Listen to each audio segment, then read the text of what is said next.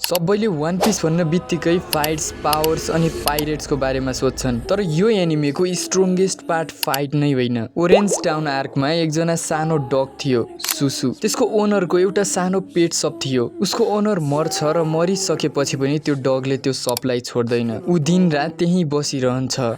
किनकि त्यो सप उसको लागि बिल्डिङ मात्र थिएन, त्यो उसको मेमोरी थियो, उसको फ्यामिली थियो। अनि बग्गीको ग्रुप आउँछ र त्यो सप जलाइदिन्छ। तर एकचोटि सोचेर हेर, नर्मल डग भएको भए त्यहाँबाट भाग्थ्यो होला, तर सुसु त्यहाँबाट भाग्दैन। त्यो एक्लै फाइट गर्न आउँछ र अभियसली उसले फाइट जित्दैन, तर पोइन्ट जित्नु थिएन, पोइन्ट थियो लोयलिटी। लुफीले पनि त्यो मोमेन्टमा रियलाइज गर्छ कि कसैको लागि ट्रेजर, गोल्ड या पावर हुँदैन, कहिलेकाहीँ सानो सानो कुरा नै सबैभन्दा इम्पोर्टेन्ट हुन्छ। त्यही भएर वान पिस अरू एनिमे जस्तो फिल हुँदैन। यहाँ इभन साइड क्यारेक्टर्सको पनि इमोसन रियल लाग्छ। अनि अनेस्टली धेरै मान्छेहरू रियल लाइफमा पनि आफ्नो इम्पोर्टेन्ट कुरा प्रोटेक्ट गर्न सक्दैनन्, या फिर त्यो कुरालाई प्रोटेक्ट गर्न डराउँछन्। तर एउटा डगले चाहिँ आफ्नो सबै कुरा जल्दा पनि छोडेन। That's why this scene was deeper than people think.